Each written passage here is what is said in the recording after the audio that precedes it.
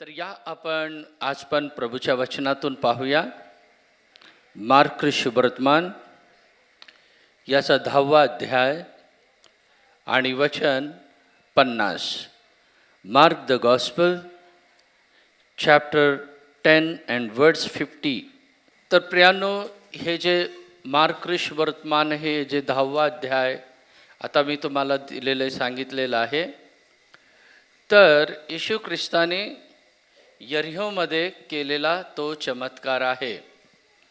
आणि यरिहोमध्ये प्रभू येशू ख्रिस्ताने एक आंधळ्याला बरं केलेलं आहे. आणि तो आंधळा जो होता त्याचं नाव बारतेम्य होतं. या आंधळ्या बारतेम्याला प्रभू येशू ख्रिस्ताने यरिहो गावामध्ये आरोग्य दिलं. त्याचं वर्णन या ठिकाणी केलेलं आहे मार्क 10वा अध्यायामध्ये. तर आपण पाहूया त्याचं 46वं वचन. मार्क 10:46 वाचू. 10:46. नंतर ते यरिहोस आले. मग तो, त्याचे शिष्य व मोठा लोक समुदाय यरिहो सोडून जात असता तिमयाचा मुलगा बारतिमय हा आंधळा भिकारी वाटेवर बसला होता. तर या ठिकाणी असं दिलेलं आहे, प्रभू येशू ख्रिस्त यरिहोमध्ये आला आणि यरिहोमध्ये आल्यानंतर त्याला एक आंधळा भिकारी भेटला आणि त्याचं नाव बारतिम्य होतं. आणि तो वाटेवर बसलेला त्याला दिसला. तर प्रियांनो, हे जे यरिहो आहे, हे यरिहो म्हणजे यरुशलेमपासून 24 किलोमीटरच्या अंतरावर, जेरुसलेम टू जेरिको 24 किलोमीटरच्या अंतरावर आहे. आणि त्या भागामध्ये 3 यरिहो होते. 3 यरिहो नावाचे 3 गाव. परंतु त्या 3 पैकी हा जो यरिहो होता, हा यरिहो तेच होता जो 7000 वर्षापूर्वी एलिया जिथून उचलला गेला होता. एलियाचं जे स्वर्गारोहण झालं होतं, भांडरमध्ये उचलला गेला होता, ते ह्याच ठिकाणी. आणि हा यरिहो तेच आहे जोशूच्या काळामध्ये, यहोशुआच्या काळामध्ये स्तुतीच्या द्वारे जे भिंत पाडण्यात आली होती, ते हेच यरिहो आहे. आणि याच यरिहोमध्ये प्रभू येशू ख्रिस्त आता एक आंधळ्याला बरं करत आहे. आणि त्या आंधळ्याचं नाव असं या ठिकाणी बारतेम्य असं दिलेलं आहे. तर प्रियांनो, या यरिहोला इतिहास आहे. या यरिहोमधून स्वर्गारोहण झालेलं आहे. या यरिहोमध्ये स्तुतीच्या द्वारे या भिंत कोसळलेली आहे. तर स्तुतीच्या द्वारे यहोशूच्या काळामध्ये भिंत कोसळली. ती भिंत एवढी मोठी होती की ते ॲटम बॉम्बने पण फुटू शकणार नव्हती. परंतु ते स्तुतीच्या द्वारे भिंत कोसळलेली आहे. इस्रायल लोकांना कळालं की बाबा हे भिंत हे एवढी मोठी आहे, याला कोण पार करून जाणार, आपल्याला चढता येणार नाही, तोडता येणार नाही. मग आता काय करू? परमेश्वर बोलला, 7 दिवस 7 वेळा त्याला काय करा, स्तुती करत राहा, त्याचे फेरी मारा त्याच्या 4ही बाजूला. आणि त्यांनी तसंच केलं. आणि मग परमेश्वराने इस्रायल लोकांच्या स्तुतीच्या द्वारे तो तट खाली पाडला आणि इस्रायल लोकांना यरिहोमध्ये देवाने जय दिलेला आहे. तर तुमच्याही जीवनामध्ये कोणती भिंत असेल, मोठी भिंत आहे बाबा, तुटत नाही, भरपूर प्रार्थना झाल्या, भरपूर उपास झालं, पण भिंत तुटत नाही, आजपासून स्तुती चालू करा. आजपासून काय चालू करा? स्तुती चालू करा. आजपासून धन्यवाद करायला सुरुवात करा. स्तुती, धन्यवाद सुरुवात करायला. ज्या वेळेस कोणत्या प्रश्नाचं उत्तर मिळत नाही, ज्या वेळेस आपण उपास करतो तरी उत्तर मिळत नाही, प्रार्थना केली तरी उत्तर मिळत नाही, मग प्रियांनो, त्यावेळेस लक्षात घ्यायचं की यरिहोची भिंत स्तुतीच्या द्वारे पडली होती. तर आपल्याला मग स्तुती करायचं, धन्यवाद करायचं. ज्यावेळेस स्तुती धन्यवाद म्हणजे तिथं परत प्रार्थना करू नका. स्तुती म्हणजे फक्त स्तुती झाली पाहिजे. प्रार्थना म्हणजे प्रार्थना. प्रार्थना म्हणजे देवाकडून घेणे, स्तुती म्हणजे देवाला देणे. पण आपल्याला सवय लागलेली घ्यायची, हां, म्हणून बरेच लोक स्तुती करत नाही. बरेच लोक फक्त प्रार्थना करतात, देवा हे कर, देवा ते कर, हे हवं आहे ते नाही. प्रियानो, तुम्ही देवाला धन्यवाद केलं तर त्याच्यापेक्षा, प्रार्थनेपेक्षा मोठं पॉवर आहे धन्यवादामध्ये. स्तुतीमध्ये खूप सामर्थ्य आहे. म्हणून मी नेहमी बोलतो, देवस्तुती. हां, मी नेहमी बोलत असतोय ना, देवस्तुती स्फोटक शक्ती. हे शब्द नेहमी लक्षात ठेवा. देवाच्या स्तुतीमध्ये असं एक मोठे ॲटम बॉम्ब सारखं सामर्थ्य आहे प्रियानो. ते अद्भुत कार्य करते स्तुतीच्या द्वारे, धन्यवादाच्या द्वारे परमेश्वर अद्भुत कृत्य करते. आणि तुम्ही स्तुती करत आहात, मग त्यावेळेस पण काम होत नाही. मग स्तुतीचं एक दुसरं गोष्ट अशी आहे, त्याला आम्ही RPD म्हणतो. RPD, resisting the power of devil. ते RPDचं म्हणजे देवाला धन्यवाद. कसं? आपले गुडघे टेकायचे, आपले दोन्ही हात उंच करायचं आणि कमीत कमी 5 मिनिट, 40 दिवस परमेश्वराचा धन्यवाद करायचा. प्रियांनो, याद्वारे भरपूर मिरॅकल झालेले, भरपूर चमत्कार झालेले. हा स्तुतीमधलाच एक भाग आहे, धन्यवादामधलाच एक भाग आहे. एक चेन्नईमध्ये एक गृहस्थ होते आणि त्यांचा बिझनेस होता. आणि ते श्रीलंकामधून एक प्रकारचं एक रोपटं आणायचं, एक छोटंसं रोप. आणि त्या रोपाची किंमत त्यावेळेस 2 रुपये का काय असायची तिथून. मग ते चेन्नईमध्ये आणून मग ते विक्री करायचे. आणि त्यांच्या बिझनेसमध्ये खूप मोठा लॉस झाला, खूप मोठा, म्हणजे करोडो रुपयाचं नुकसान झालं, त्यांना कर्ज झालं. मग ते आले पास्टरकडे आणि ते बोलले असं असं आहे. मग त्यावेळेस पास्टरने प्रार्थना केली आणि त्यांना सांगितलं 40 दिवस तुम्ही RPD सुरुवात करा. आणि ते सुरुवात केलं. आणि मग त्यांनी कंटिन्यू त्याच वेळेमध्ये बरोबर 5 मिनटं गुडघे टेकून हात उंच करून देवाला धन्यवाद. मग ते कारवरून एका ठिकाणाहून दुसऱ्या ठिकाणी जात होते, चेन्नई या ठिकाणी. त्या ठिकाणी ते थांबले आणि तिकडून थांबल्यानंतर त्यांच्या लक्षात आलं काही छोटे छोटे रोपं तिथं आहे त्या जंगलामध्ये. आणि त्यांनी निक्षून पाहिलं तर तेच रोपं होते जे ते 2 रुपयाला श्रीलंकेहून आणायचं. आता त्यांना ते फुकट मिळालं आणि सगळं त्यांचं कर्ज पण फिटलं आणि देवाने खूप मोठा त्यांना आशीर्वाद दिला. म्हणजे बघा, परमेश्वर कुठं पण काहीही करू शकतो. जिथं जंगल में परमेश्वराने त्यांना असा रस्ता दाखवला है ना. हे आहे देवाच्या स्तुतीचं सामर्थ्य. स्तुतीमध्ये सामर्थ्य आहे. तर ते हेच एरियो आहे. आणि प्रभूने या ठिकाणी चमत्कार केला. आणि आपण इथं पाहिलं 46व्या वचनामध्ये की एक मोठा समुदाय प्रभू येशू ख्रिस्ताबरोबर होता. ग्रेट मल्टिट्यूड प्रभू येशू ख्रिस्ताला फॉलो करत होता. तर प्रियांनो, हे एक मोठा जनसमुदाय येशूला फॉलो का करत होता? का प्रभू येशू ख्रिस्ता मागं असं मोठा समुदाय असायचा? त्याचं कारण असं आहे, येशू ख्रिस्त चमत्कार करायचा, प्रभू येशू मिराकल करायचा, अद्भुत गोष्टी करायचा. तर त्यामुळे येशू जिथं जायचा त्या ठिकाणी एक मोठा समुदाय प्रभू येशूच्या मागं यायचा. आणि या ठिकाणी एक व्यक्तीचा उल्लेख केलेला आहे, तो आंधळा व्यक्ती. त्याचं नाव काय बोललो मी? बार्तिमय. तर हा जो बार्तिमय हा आंधळा होता. आणि असं दिलेलं आहे, तो रस्त्याच्या बाजूला बसला होता, रस्त्याच्या कडेला बसला होता. तर रस्त्याच्या कडेला बसला होता म्हणजे निश्चित त्याला एक निवारा नाही, एक राहण्यासाठी व्यवस्थित घर नाही. आणि दुसरं दिलेलं आहे, तो आंधळा होता म्हणजे त्याला आरोग्याची पण गरज आहे. आणि तिसरं दिलेलं, तो भिकारी होता, भीक मागणारा होता. म्हणजे तिसरी गोष्ट, त्याला मदतीची गरज आहे. मग या ठिकाणी तो वाटेवर आहे, तो आंधळा आहे आणि तो भीक मागत आहे. मग प्रभू येशू चमत्कार करण्यासाठी आंधळ्याचा आणि भिकारीचा आणि रस्त्यावर बसलेल्या लोकांचा पण उपयोग करायचा. म्हणजे प्रभू येशू ख्रिस्त हे बघायचा नाही यांना आपल्याला आरोग्य द्यायचं आहे, त्यांना आरोग्य द्यायचं असं नाही. जे त्याच्या जवळ आले प्रभू त्यांना आरोग्य द्यायचा. आज तुम्ही सगळे प्रभूजवळ आलेले आणि प्रभूने निर्णय घेतलेला आहे, तुम्हाला अद्भुत काम करायचं आहे, तुमच्या जीवनामध्ये मिराकल करायचं आहे, तुम्हाला आशीर्वादाचे स्तोत्र बनवायचे आहे, तुम्हाला आशीर्वादाचे धोतक देवाला बनवायचं आहे.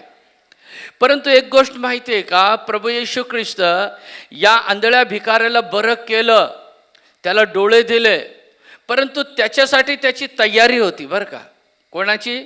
येशूची नाही, बर्तिमाईची तयारी होती.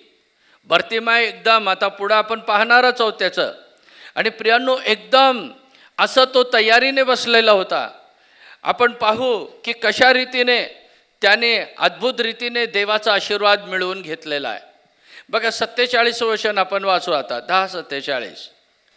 तेव्हा हा नासरेतकर येशू आहे हे ऐकून तो मोठमोठ्याने म्हणू लागला, अहो दावीद पुत्र येशू, माझ्यावर दया करा. बघा, त्याने विचारलं, तो आंधळा होता, त्याला दिसत नव्हतं. आणि मग त्यावेळेस त्या काय बोलला, अरे बाबा काय गोंधळ चालला, कोण चालला? मग कोणतरी त्याला काय सांगितलं, नासरेतकर येशू आलेला आहे. काय बोलले त्याला? नासरेतकर येशू आलेला आहे. पण तुम्ही वचनात पाहिलं का, त्याने काय म्हणून आवाज दिलं? दावीद पुत्र. काय आवाज दिलं त्याने? दावीद पुत्र. हाय आंधळा, काय दिसत नाही. पण त्याने विचारलं कोण आलेला आहे, पण लोकांनी काय सांगितलं? नासरतकर येशू आलेला आहे. पण हा नासोरी येशू बोलला पाहिजे ना, नासरतकर येशू माझ्यावर दया कर असा बोलला पाहिजे. पण हा काय बोलत आहे? दावीद पुत्र माझ्यावर काय करा? दया करा. म्हणजे याचा अर्थ काय? येशू ख्रिस्ताबद्दल त्याला पूर्ण हिस्ट्री माहिती आहे. येशू ख्रिस्त कोण आहे, कसा आहे याची माहिती आहे. त्यामुळे त्याच्या जीवनामध्ये काम केलेलं आहे. तर तुम्ही पण, आज आपला 3रा दिवस आहे, फुल and final. Praise the Lord. तर आज शेवटचा दिवस आहे आणि शेवटच्या दिवसाचा आशीर्वाद मोठा असतो. कारण शेवटी वाढलेला द्राक्षरस कसा होता?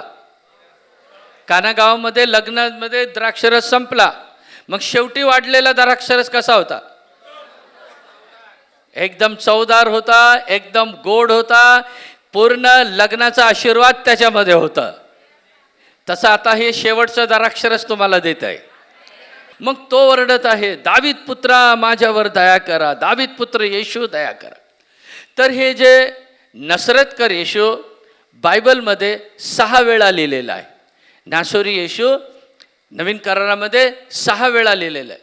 पण दावीद पुत्र येशू हे 12 वेळा लिहिलेलं आहे. 12 टाइम्स आलेलं आहे बायबलमध्ये. तर त्याप्रमाणे तो बोलू लागला, दावीद पुत्र मला माझ्यावर दया करा. म्हणजे याला येशू ख्रिस्ताबद्दल माहिती आहे, त्याला येशू ख्रिस्ताची जाणीव आहे. तर तीच माहिती, तीच जाणीव प्रियांनो या ठिकाणी तुम्ही करून घेत आहात. आणि बघा 48 वचन आपण वाचूया, 48 वर्ड्स 48. तेव्हा त्याने गप्प राहावे म्हणून अनेकांनी त्याला धमकावले, पण तो अधिकच ओरडू लागला, अहो दाविदाचे पुत्र माझ्यावर दया करा. बघा या ठिकाणी काय दिलेलं आहे, तो ओरडू लागला. तर त्यावेळेस काही लोक बोलले हे ओरडू नको, कारण त्याचा आवाज कसा असावा, कदाचित भीक मागून मागून गळा बसलेला असावा, कर्कश आवाज असावा, किंवा आवाज जोरात असावा, डिस्टर्ब करणारा असावा, आपल्याला माहीत नाही. पण लोक काय बोलले, तू जास्त काय करू नको, ओरडू नको, शांत बस. बरेच वेळा आपल्याला पण म्हणतात, काय एवढं मोठ्याने प्रार्थना करता, देव का बहिरा आहे का? है ना. तर जे अज्ञानी लोकांचं काय असतं, त्यांना माहीत नसतं, कल्पना नसते. आणि तो एक परमेश्वराने आम्हाला दिलेला स्पिरिट आहे, प्रार्थनेचा आत्मा आहे. बघा तुम्ही जे स्पोर्ट्स खेळतात आहे ना, स्पोर्ट्समध्ये क्रिकेट आलं, फुटबॉल आलं, फुटबॉलमध्ये ज्या वेळेस गोल मारलं जातं तर ते काय करतात, आनंदाने काय करतात, आरोळी मारतात. क्रिकेटमध्ये मॅच जिंकलं तर आनंदाने आरोळी मारतात आहे ना, काय टाळ्या वाजवतात, किती आनंद करतात. कारण त्यांच्यामध्ये कोणता स्पिरिट आहे? Sports spirit. कोणचा स्पिरिट? स्पोर्ट्स स्पिरिट असल्यामुळे ते कंट्रोल करत नाही. ते आपला आनंद ओरडण्याने आहे ना, आनंद जल्लोष करून आनंद करतात. Sports spirit. आणि दुसरा स्पिरिट आहे भांडणाचा स्पिरिट. माहिती आहे ना, भांडणं करताना मला सांगा, तुम्ही बसलेले आत्तापर्यंत शांतीने आरामाने भांडणं केलेलं आहे बाबा आम्ही? करता का तसं? नाही. भांडणं करताना रूप पाहिलं पाहिजे. आता तर देवदूत बनून बसलेले. काय बनलेले? देवदूत. आणि ज्यावेळेस भांडणाचा आत्मा येतो त्यावेळेस बनतात भूत. हा, त्यावेळेस मग आपण मागं पुढं विचार करत नाही ना, आपण कोण आहे, आपल्याकडे अवतीभोवती कोण आहे. कारण इतका मोठ्याने आहे ना, तुला कळत नाही का, हे काय कळत नाही का, समजत नाही का, मोठमोठ्याने. कारण कोणता आत्मा आलेला आहे? भांडणाचा.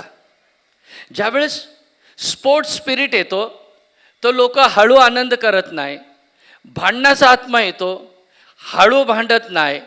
ज्यावेळेस प्रार्थनेचा आत्मा येतो, देवाचे लोक शांत प्रार्थना कसं करू शकतात? Praise God. पॉसिबल नाही, शक्य नाही प्रियांनो, ते आम्हाला ते शक्य नाही. मग त्यावेळेस तो सामर्थ्य येतो आहे ना, ते अवर्णनीय असतो. मग आपण एकदा प्रार्थनेच्या आत्म्यात गेल्यानंतर मग त्यावेळेस आपल्याला कळत नाही काय झालेलं आहे. प्रभूला धन्यवाद, प्रभूची स्तुती असो. यरुशलेममध्ये पण असं झालं. वरच्या माडीवर ते लोक प्रार्थना करत होते, पण पवित्र आत्मा उतरला. पवित्र आत्मा उतरल्यानंतर जवळजवळ 5 ते 10 किलोमीटरपर्यंत आवाज गेला. मंदिरामध्ये आवाज गेला. ते वरच्या खोलीवर बसले होते, तिथून आवाज कुठपर्यंत गेला? मंदिरामध्ये गेला. अरे इतका मोठा आवाज कुठून आलेला आहे? तर त्याचप्रमाणे ज्या ज्या ठिकाणी देवाचा आत्मा उतरतो त्या ठिकाणी त्यांना कंट्रोल नसतं. ते मोठमोठ्याने देवाची काय केलेली? त्यांनी प्रार्थना. मग मला वाटतं तेच झालं या व्यक्तीबरोबर पण, बारतिमेयाबरोबर पण तेच झालेलं आहे. आणि त्याने त्या ठिकाणी ओरडलेलं आहे आणि लोक त्याला काय बोलू लागले? गप बस, शांत राहा. आणि हे शांत राहा लोक बोलू लागले ऐकून तो काय झाला? गप्प बसला का? नाही. काय झालं? अजून जोराने बोलला. Praise the Lord. त्याला गप्प बस बोलल्यावर तो काय केलं? अजून मोठ्याने तो ओरडला. अजून त्याने मोठ्याने ओरडण्याचं कारण काय माहिती? कारण तो याच दिवसाची वाट बघत होता. तो याच दिवसाची वाट बघत होता. तो नासोरी येशू, तो दावीद पुत्र येशू, तो एक ना एक दिवस इथून जाणार आहे. यरीहोमध्ये परमेश्वर त्याला आणणार आहे. आणि तो आला की काय करा? दया करा. तर प्रियांनो, आज तुम्ही पण या यरीहोमध्ये आलेला आहात. Praise God. यरीहोमध्ये ते ठिकाण जिथून एलिया काय झालेला आहे? वर उचलला गेलेला आहे. Praise the Lord. हे ते ठिकाण आहे जिथून पृथ्वीतून स्वर्गामध्ये उडण्याचं जे अभिषेक दिलं जातं, पृथ्वी सोडून देवाकडे जाण्याचा जो अनुभव आहे ते पाहण्याचा हे यरीहो आहे प्रियांनो. तर या यरीहोमध्ये प्रभूने तुम्हाला आणलेलं आहे आणि इथं येऊन तुम्हाला काय करायचं आहे? आवाज द्यायचा आहे. शांत बसायचं नाही. हा, तर तो काय बोलला? दावीद पुत्रा, माझ्यावर काय करा? दया करा. अरे गप. जेवढ्या वेळ जितके लोक गप बोलत होते तितका तो जास्त ओरडत होता, तितकं जास्त त्याच्यामध्ये एनर्जी येत होती. कारण त्याला माहिती होतं, आज नाही तो फिर कभी भी नाही. आज जर माझे डोळे उघडले नाही तर कदाचित कधीच उघडू शकत नाही. म्हणून तो संधीचं सोनं करत होता आणि तो मोठमोठ्याने ओरडत होता. कारण त्याला कळालं होतं येशू ख्रिस्त कोण आहे. आणि माझे डोळे फक्त प्रभू येशू उघडू शकतो, दुसरा कोणी उघडू शकत नाही. आणि मोठमोठ्याने तो हाका मारू लागला, मोठमोठ्याने तो बोंबलू लागला. आणि त्यावेळेस कारण त्याला माहिती होतं ज्यांना कळालं ना तर ते शांत राहणार नाही, पण ज्यांना कळालेलं नाही ते प्रियांनो असं शांत राहतील. आणि एकदा असं झालं होतं, एका कन्व्हेन्शनमध्ये मी गेलो होतो आणि त्यावेळेस खूप जुनी गोष्ट आहे, लहानपणाची गोष्ट आहे. आणि तिथं लोक पवित्र आत्म्याने भरत होते, हालेलुया, प्रेज द लॉर्ड, कोण अन्य भाषा, कोण हे काय करत होते. आणि त्या ठिकाणी मी आणि माझा मित्र आम्ही बसलो होतो. आणि मग आम्ही मागं बसलो होतो. आणि त्याच्यानंतर भरपूर लोकांना अभिषेक मिळत होता. आणि मग आम्ही प्रार्थना करत होतो, देवा या सगळ्यांचं तोंड बंद कर. मागून काय करत होतो आम्ही, देवा या सगळ्यांचं तोंड बंद कर, बंद कर. आणि त्याच्यानंतर आम्ही पाहिलं इतक्या लोकांना अभिषेक मिळालेला आहे. आणि त्याच्यानंतर मी आणि माझा मित्र पण बोलले, देवा खरोखर हे जर एक अनुभव आहे, खरोखर हा पवित्र आत्मा आहे, तर हा अनुभव मला पाहिजे. काय बोललो आम्ही दोघांनी प्रार्थना केली, हा अनुभव असेल तर आम्हाला दोघांना या अनुभव दे. Praise the Lord. आणि प्रियांनो, आम्ही दोघा मित्रांनी सिन्सिअरली प्रेयर केले, डुप्लिकेट नाही. आम्ही सिन्सिअरली प्रार्थना केले. आणि त्यावेळेस तोच देवाचा अभिषेक, तोच देवाचा सामर्थ्य आमच्या दोघांना मिळाला. परमेश्वराने आमची भेट घेतली, अन्य भाषाचं दान दिलं, स्वर्गीय वरदान दिलं. आणि ज्या वेळेस प्रियांनो ते मीटिंग समाप्त झाले, आम्ही पाहिलं, आम्ही सगळ्यात मागं होतो, सगळ्यात पुढं येऊन बसलेलं आहे. Praise God. आम्हाला दोघांना कळालं नाही हे काय झालेलं आहे. तर प्रियांनो, हे असतं देवाच्या सामर्थ्यामध्ये. तुमच्यापैकी काही लोकांना वाटत असेल, हे काय हे असं, हे अन्य भाषा हे ओरडतात काय आहे. म्हणून बायबलमध्ये दिलेलं आहे, अनुभव घेऊन पहा परमेश्वर किती चांगला आहे. Taste and see the Lord is good. आणि प्रियांनो, त्यावेळेस तुम्हाला अनुभव देईल. ज्या देवाने मला अनुभव दिला, तो देव तुम्हाला पण अनुभव देईल. Praise the Lord. आणि ज्या वेळेस पवित्र आत्म्याचा अभिषेक आला, त्याच्यानंतर काय होतं, जीवनामध्ये एक रिअल चेंज येतं. जीवनामध्ये एक रिअल बदल घडतं पवित्र आत्म्याचा अभिषेक आल्यानंतर. तर प्रियांनो, ज्या वेळेस ज्यांना कळालं त्यांना कळालं, बर्तिमेयाला कळालं, आणि तो काय शांत बसायला तयार नाही. तो पण मोठमोठ्याने ओरडू लागला. मग काय झालं, 49 वचन वाचूया आपण. 49 मार्क 10:49. तेव्हा येशू थांबून म्हणाला, त्याला बोलवा. मग ते आंधळ्याला बोलावून म्हटले, धीर धर, उठ, तो तुला बोलवत आहे. आता या ठिकाणी काय झालं, तो बर्तिमेयाचा आवाज असा होता, कर्कश होता का मोठा होता माहीत नाही, सगळ्यांना छेदून तो बर्तिमेयाचा आवाज शेवटी येशूच्या कानी गेला, शेवटी येशूच्या कानामध्ये गेला. आणि त्याच्या आवाजामध्ये इतकी पॉवर होती, मग प्रभू पुढे जाऊ शकला नाही. प्रभूला तिथंच थांबवलं त्याने. देवाच्या लेकरांनो, तुमच्या प्रार्थनेमध्ये इतकं सामर्थ्य असू द्या की प्रभूला तिथंच थांबवलं पाहिजे. Praise the Lord. प्रभू तिथंच थांबला. आणि प्रभू तिथं थांबला. आणि प्रभूने पण पाहिलं असेल मला कोण बोलवत आहे. मग प्रभूला कळालं हा बोलवत आहे. मग प्रभू बोलला, त्याला इकडं बोलवू ना, त्याला माझ्याकडे आणा. आणि कुणाला सांगितलं माणू माहिती आहे, त्याला माझ्याकडे आणा. जे लोक त्याला बोलत होते ना, अरे गप बस, प्रभू त्यांनाच पाठवलं, जा त्याला घेऊन या. Praise the Lord. जे लोक त्याचा इन्सल्ट करत होते, प्रभूने त्यालाच पाठवलं त्याचा आदर करायला. जे लोक तुमचा इन्सल्ट करतात ना, तुम्ही फक्त दावीद पुत्र म्हणून त्याला बोलवत राहा, दावीद पुत्र म्हणून प्रार्थना करा. तुमचे इन्सल्ट करणाऱ्यांना प्रभू तुमच्याकडे तुमचा आदर करायला पाठवेल. आता ते गेले त्या ठिकाणी, अरे बोलले, चल बाबा, तुला गुरु बोलवत आहे, महाराज प्रभू बोलवत आहे, चला चला चला. पहिलं हे गप इन्सल्ट करत होते त्याचा, आता आदराने बोलवत आहे, चल बाबा प्रभू तुला बोलवत आहे.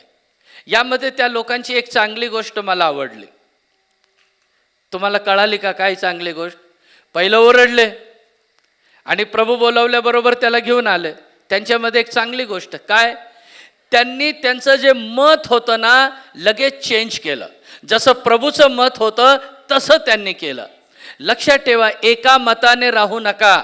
ज्यावेळेस देव तुम्हाला प्रगट करतो, इमिडिएटली देवाच्या मतामध्ये तुम्ही यायला पाहिजे.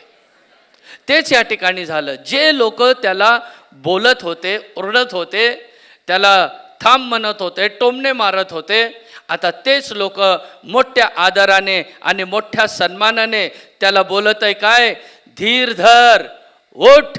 काय बोलत आहे त्याला?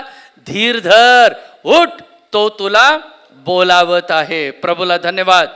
म्हणजे आता प्रभूने काय केलं, या सगळ्या लोकांना त्याच्या बाजूने केलं.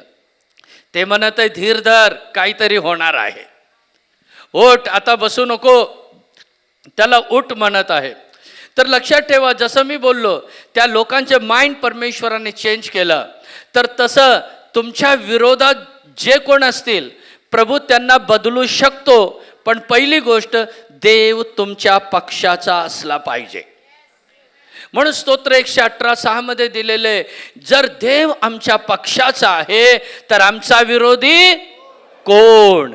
तर प्रियानो, नेहमी खात्री असू द्या की देव माझ्या पक्षाचा आहे. कोण माझ्या पक्षाचा नसला तरी चालेल, बायको मुलं सगळे नाते गोते पोते सगळे विरोधी गेले तरी चालेल, पण माझ्या बाजूला देव असला तर पुरे. पूर्ण कुटुंब पूर्ण फॅमिली माझ्या विरोधात गेली तरी माझा देव माझ्या बाजूला असला तरी पुरेसा आहे. म्हणून मन असं आहे, one man with God is majority. One man with God is majority. जरी मेजॉरिटी तुमच्या पूर्ण गाव तुमच्या विरोधात आहे आणि तुम्ही देवाबरोबर उभे आहात तर तुम्ही मायनॉरिटी नाही, तुम्ही कोण आहात? तुम्ही मेजॉरिटी आहात. One man with God is majority. तर प्रियानो, जर देव तुमच्या बाजूने आहे ना, मग तुम्ही कधीच एकटे नाही, तर मेजॉरिटी तुमच्या बाजूने आहे. प्रभूला धन्यवाद, प्रभूची स्तुती असो. मग आता काय, 50वं वचन बघूया आपण. 50वं वचन, वच 10:50 मार्क. तेव्हा तो आपले वस्त्र टाकून उठला व येशूकडे आला. प्रभूला धन्यवाद. तर या ठिकाणी 3 गोष्टी दिलेल्या आहे. किती गोष्टी दिलेल्या आहे? 3 गोष्टी दिलेल्या आहे. आणि या ठिकाणी काय केलेलं आहे? त्याने आपले वस्त्र टाकून दिले, पहिली गोष्ट. आणि दुसरी गोष्ट, तो उठला आहे, ही दुसरी गोष्ट. आणि तिसरं, तो येशूकडे आलेला आहे. प्रभूला धन्यवाद. आता तो आपले वस्त्र त्याने टाकून दिलेले आहे. वस्त्र टाकून दिले. प्रभूने त्याला बोलावल्याबरोबर त्याने काय केलेलं आहे? वस्त्र टाकून दिलेलं आहे. जर प्रभूने तुम्हाला सेवेसाठी बोलवलेलं आहे, प्रभू सेवेसाठी हाका मारत आहे, सगळ्यात पहिलं वस्त्र टाकून दिले पाहिजे. कोणते वस्त्र? जुने, है ना. कोणते वस्त्र टाकून द्या? जुने वस्त्र टाकून द्या. तारणाचे वस्त्र, है ना, उद्धाराचे वस्त्र, नीतिमत्वाचे वस्त्र, हे सगळे वस्त्र आपण धारण केलं पाहिजे.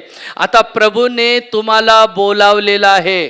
किती लोकांना खात्री आहे प्रभूने मला बोलावलेलं आहे? Praise the Lord. प्रभूला धन्यवाद. तर तुम्हाला बोलावलेलं खात्री आहे, तर पहिलं वस्त्र टाकून द्या. जुने वस्त्र नको आहे, नवीन वस्त्र हवंय. त्याने जुनं वस्त्र तिथं टाकून दिला, म्हणजे त्याने जुना अनुभव सोडलेला आहे. म्हणून त्याने ते जे वस्त्र होते आणि ते वस्त्र घालून तो काय मागत होता? भिक्षा मागत होता, भीक मागत होता. मग आता त्याला कळालेलं आहे, आता मला इथं राहायचं, आता माझी जागा बदलणार आहे, आता माझा पोस्ट बदलणार आहे, मला इथं राहायचं नाही. म्हणून त्याने पहिलं आपले कपडे टाकून दिलेलं आहे. Praise God. त्याला कळालं, त्याला जाणीव झालेली आहे. आज किती लोकांना बर्थेम्यासारखी जाणीव होत आहे, मला अजून अनुभव काढून टाकायचा आहे, मला आता इथं राहायचं नाही. काम कोणतं होतं त्याचं? पण त्याला कळालं, आता माझं काम पण बदलणार आहे, आता माझं काम पण बदलणार आहे, आता मला हे काम करायचं नाही. Praise the Lord. शाळेमध्ये 100 पैकी 35 मिळालं तरी जोराने, मला ऐकायला कमी येतं, पास. कॉलेजमध्ये 100 पैकी 40 मिळालं तरी पास. पण इथं 100 पैकी 99 मिळालं तरी पास नाही. इथं 100 पैकी 100 पाहिजे, त्याच वेळेस देवाचं राज्य आहे. इथं डुप्लिकेट चालत नाही, इथं कॉपी करून पण देवाच्या राज्यात जाता येत नाही. अनावश्यक स्पिरिट आले तरी तुम्ही फायर आहे, ते तुमच्यामध्ये आले तर तिथंच जळून भस्म झाले पाहिजे ते. Praise God. एक तरी ते भस्म होणार, नाही तर दुसरं ते पळून तरी जाणार तुमच्यापैकी.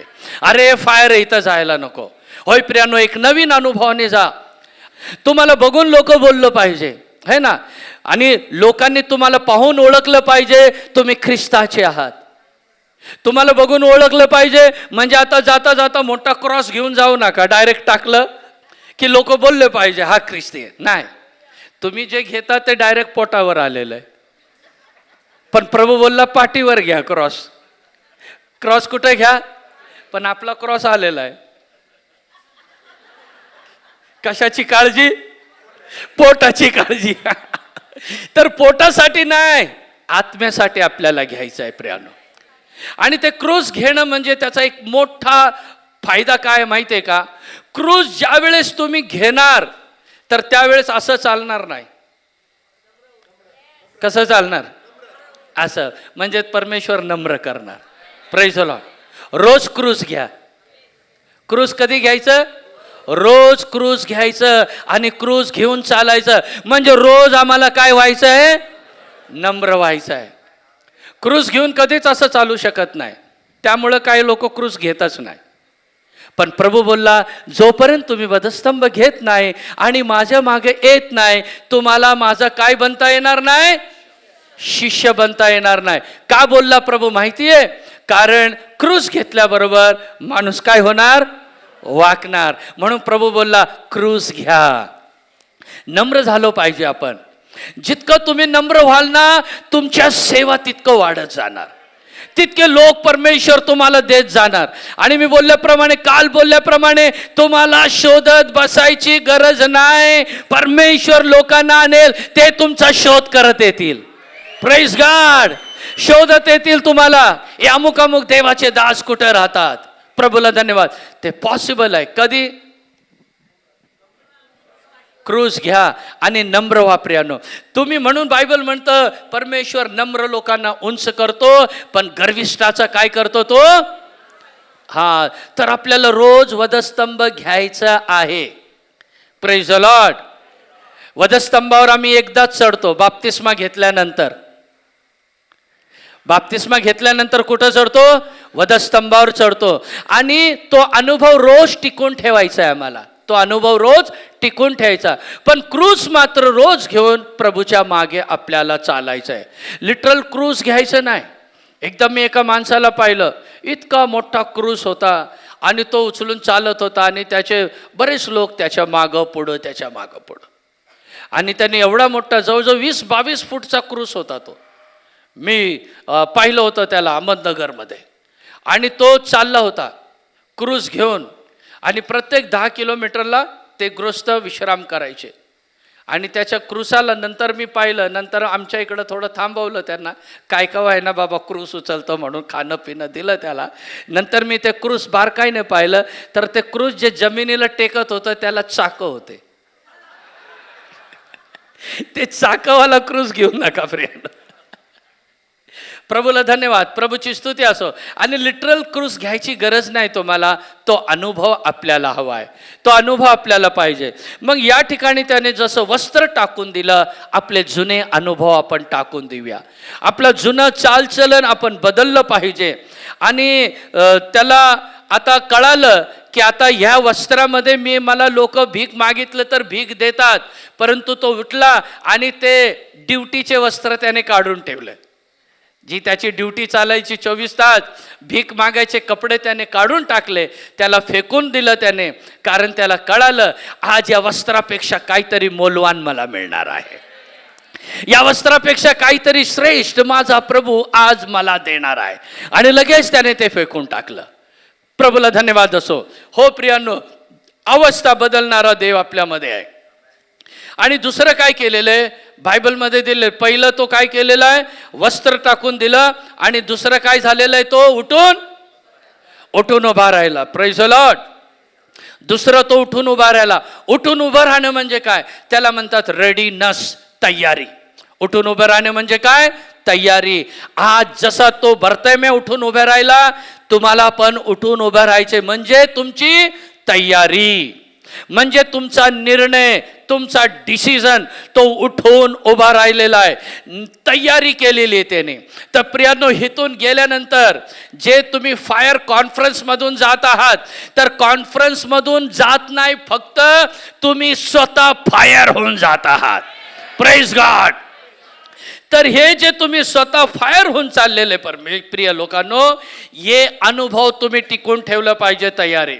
आता येशूने हे बोलावलेलं आहे मला, या ऐकल्याबरोबर तो उठून उभा राहिलेला आहे. म्हणजे त्याने मागचा पुढचा विचार केलेला नाही. तर प्रभूने तुम्हाला सेवेसाठी उभं केलेलं आहे, प्रभूने तुम्हाला सुवार्तेसाठी उभं केलेलं आहे, देवाने तुम्हाला वचन सांगण्यासाठी उभं केलेलं आहे. मग आता दुसऱ्यांच्या कोणाच्या तरी परवानगीची वाट बघू नका, तुम्ही लगेच तयार व्हा या कामासाठी. Praise the Lord. या कामासाठी अजून दुसऱ्या कोणाची वाट बघायची, त्या अंकलला फोन, अंकल असं असं मी करत आहे, आंटी अशी अशी करत आहे, नाही. प्रभूने तुम्हाला दिलेलं काम तुम्ही प्रभूसाठी करायला तयार करा. अडखळणं कुठून येईल माहीत नाही आपल्याला. ज्या वेळेस मला प्रभूने सेवेचं पाचारण दिलं, मी प्रभूच्या सेवेसाठी तयार झालो. आमचे घरचे लोक इतके बोलले, मग त्यांचं ऐकलं नाही. मग लगेच घरातून रिलेटिव्हला फोन केला. सगळे रिलेटिव्ह लांब लांबून आले. कशासाठी? समजावून सांगण्यासाठी. पण देवाने ऑलरेडी मला समजावून सांगितलं होतं. ऑलरेडी मी जुने कपडे टाकून दिलेले होते. प्रभूला धन्यवाद. होय प्रियांनो, बरेच लोक तुमचा माइंड डायव्हर्ट करतील. हे सोडून द्या, हे काय हे काय, हे असं तसं नाही. एकदा तुम्ही निर्णय घेतलेला आहे, या निर्णयामध्ये पक्के राहा. आणि हा निर्णय तुम्ही आणि तुमचा देव, बाकी थर्ड व्यक्तीला सांगायची गरज नाही. त्याला कळायला पाहिजे याच्यामध्ये बदल झालेला आहे. शेवटचा द्राक्षरस याने पिलेला आहे म्हणून लोकांना कळायला पाहिजे. प्रभूला धन्यवाद. प्रभूची स्तुती. आता तो उठून उभा राहिला. काय झालं? तो उठून उभा राहिला. उठून उभा राहिला याचा अर्थ काय? उठून उभा राहिला याचा अर्थ आहे त्याला आता परत त्या ठिकाणावर यायचं नाही. ज्या ठिकाणी काय करायचंय? भीक मागतो त्या ठिकाणी त्याला यायचं नाही, कारण देवाने त्याला आता उभं केलेलं आहे. आणि बघा, अलिशाला परमेश्वराने सेवेसाठी पाचारण दिलं. अलिशाने काय केलं? सेवेमध्ये तो जात असताना त्याने काय केलं? एक मीटिंग ठेवली है ना, एक घरामध्ये मीटिंग ठेवली. आणि ते मीटिंग ठेवली. आता तो एलियाच्या मागं जाणार आहे सेवेसाठी. मग त्याने काय केलं माहिती आहे? तो शेतकरी होता आणि त्याच्याकडे बैल होतं, औत होतं. ते औत त्याने तोडून टाकलं, बैलांना मारलं आणि बैलांचं जे मटण होतं त्या औतच्या लाकडांनी त्याने काय केलं? शिजवलं आणि सगळ्यांना जेवण दिलं आणि गुड बाय म्हणला सगळ्यांना. का त्याने असं केलं माहिती आहे? कारण एकदा सेवेमध्ये गेल्यानंतर, एलियाच्या मागे गेल्यानंतर, देवाच्या कामामागे गेल्यानंतर काही प्रॉब्लेम जर आले, काही कष्ट जर आले, तर याला परत अरे माझं शेताचं काम मी करणार म्हणून परत येऊ नये, तेच बैल घेऊ नये, तेच नांगर परत लागायला लावू नये, देवाची सेवा खंड पडू नये म्हणून तेच त्याने खलास करून टाकलं. Praise the Lord. तर प्रियांनो, अशा गोष्टी तुम्ही पहा, जे तुम्हाला मागं ओढत आहे ना, त्या गोष्टीला तुम्हाला आज डेडिकेट करायचं आहे. त्या गोष्टी जसं त्याने तसं तुम्हाला मागं आणणारं कोण स्त्री असेल, पुरुष असेल, पैसे असेल, तर आजच त्याला खलास करायचं आहे. फायर कॉन्फरन्समध्ये त्याला फायर लावून टाका, त्याला शिजवून टाका आणि सगळ्यांना पार्टी द्या आज. Praise the Lord. प्रभूला धन्यवाद. एकदा नांगराला हात टाकलं की माघार बघायचं नाही. आता तुम्ही निर्णय घेतलेला आहे ना. कितीतरी लोक बोलत होते आम्ही आता अशी सेवा करणार, अशी सेवा करणार, है ना. काल पण आज पण बरेच लोकांनी चांगला निर्णय घेतलेला आहे आणि आम्हाला ते खूप आवडलेलं आहे. आणि त्या निर्णयामध्ये तुम्ही पुढे जा आणि प्रभूने तुम्हाला दिलेली सेवा त्याप्रमाणे तुम्ही करा. परमेश्वर तुम्हाला आशीर्वाद करणार. आता तो उभे राहिला कारण त्याला माहिती पडलं आता मला परत या जागेत यायची गरज नाही. त्याला कळालं आता माझं काम भीक मागायचं राहिलेलं नाही. आता माझं काम बदलणार, माझे कपडे बदलणार, माझी जागा बदलणार आणि माझ्या जीवनामध्ये एक नवीन चेंज येणार आहे. तर प्रियांनो, जसं तुम्ही या कॉन्फरन्समध्ये आलेलात, एक नवीन चेंज प्रभू करणार आहे, एक नवीन बदल होणार आहे. परमेश्वर असं करणार आहे. फक्त तुम्ही निर्णय पक्का करा. आणि तिसरं काय झालेलं आहे? तिसरं, तो येशूकडे आलेला आहे. तो उठला आणि प्रभू येशू ख्रिस्ताकडे आला. म्हणजे त्याने फक्त निर्णय घेतलेला नाही, त्याने फक्त डिसिजन घेतलेलं नाही, तर त्याने प्रत्यक्ष कृती पण केलेली आहे. कोणती कृती? तो तो डायरेक्ट प्रभूकडे आलेला आहे. तर प्रियांनो है ना, तर एकदा तुम्ही पण प्रभूच्या मागे आल्यानंतर माग वळून बघू नका. आता एक नवीन सेवा परमेश्वर तुम्हाला पण देत आहे. जसं बर्तेम्यासाठी केलं तसं तो तुमच्यासाठी करणार. जसं हे 3 कार्य बर्तेम्याला आरोग्य मिळाल्या अगोदरच त्याने केलेलं आहे. Praise the lord. मग त्याच्यानंतर काय झालं, 51 वचन वाचूया. Mark 10 and verse 51. Mark 10:51. Yeshu त्याला म्हणाला, मी तुझ्यासाठी काय करावे अशी तुझी इच्छा आहे? आंधळा म्हणाला, गुरुजी, मला दृष्टी प्राप्त व्हावी. बघा, या ठिकाणी प्रभूने त्याला एक प्रश्न विचारलं. प्रभूने त्याला कोणता प्रश्न विचारलेला आहे? प्रभू त्याला काय बोललेला आहे? मागचे बोला. प्रभू काय प्रश्न विचारला? मी तुझ्यासाठी काय करावे, म्हणजे मी तुझ्यासाठी काय करू, आता तू बोल. Praise the Lord. तेच प्रश्न आज तुला प्रभू विचारत आहे. बोल, मी तुझ्यासाठी काय करू. Praise the Lord. तर प्रियांनो, तुमच्याकडे उत्तर पाहिजे. देवाने तुमच्यासाठी काय केलं पाहिजे? का प्रभूला बोलणार, प्रभू माझा पगार वाढू दे. काही लोकांना फायनान्शियल प्रॉब्लेम, अरे पगार तुझा डबल झाला तरी ते प्रॉब्लेम राहणारच आहे तुला, कारण तू स्वतः प्रॉब्लेम आहेस. तर प्रियांनो, त्याने लगेच बोलला नाही माझा पगार डबल होऊ दे. त्याने बोललं नाही मला कपडे मिळू दे. त्याने बोललं नाही मी स्वतःच्या घरासाठी बरेच दिवस प्रार्थना करत होतो, रोडवर राहून थकलोय, मला चांगलं घर दे. नाही, त्याने बरोबर येशूने विचारलं, बरोबर त्याने उत्तर तेच दिलेले जे त्याला गरजेचं होतं. तो काय बोललेला आहे? मला पाहता यावं म्हणून मला काय दे? दृष्टी दे. तर प्रियांनो, आज पण तुम्हाला आध्यात्मिक दृष्टीची गरज आहे. शारीरिक दृष्टी तुम्हाला दिलेली आहे, पण आध्यात्मिक दृष्टीची तुम्हाला गरज आहे. आणि ती आध्यात्मिक दृष्टी तुम्हाला कळेल ना, मग तुम्ही पौलासारखं म्हणेल, माझ्या लाभाच्या गोष्टी मी केर कचरा लेखतो.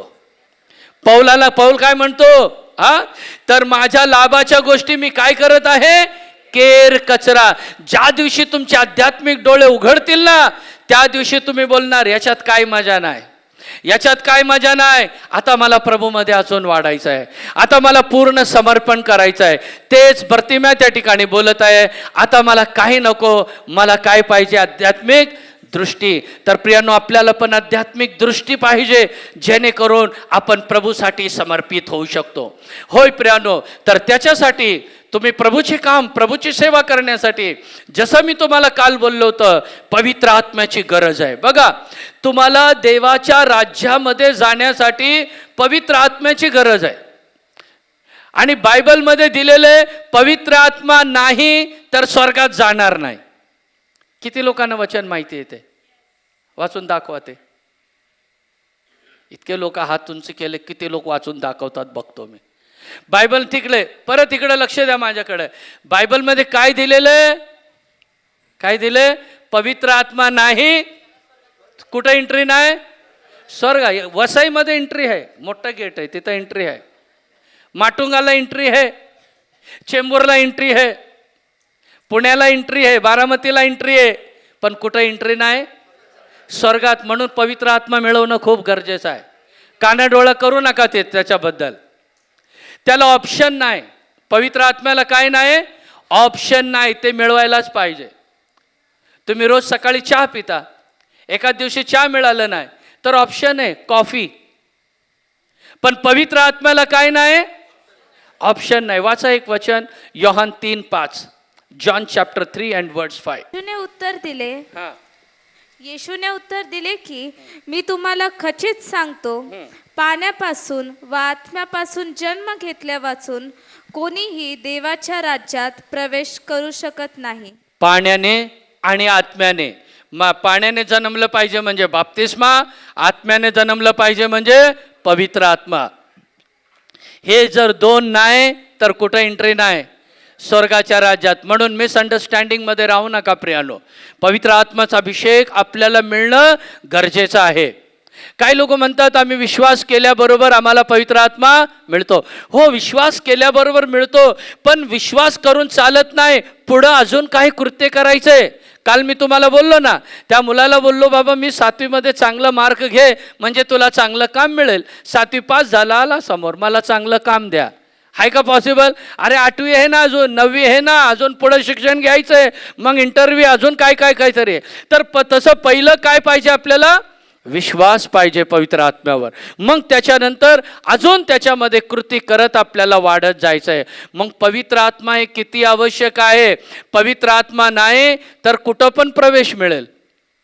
अमेरिकेमध्ये बोला, किती खटाटोप करा, रात्रभर झोप येणार नाही त्यांना. जर कोण बोललं अमेरिकेत तुझ्यासाठी चान्स आहे, एवढं बोललं तरी रात्री पूर्ण झोप येणार नाही.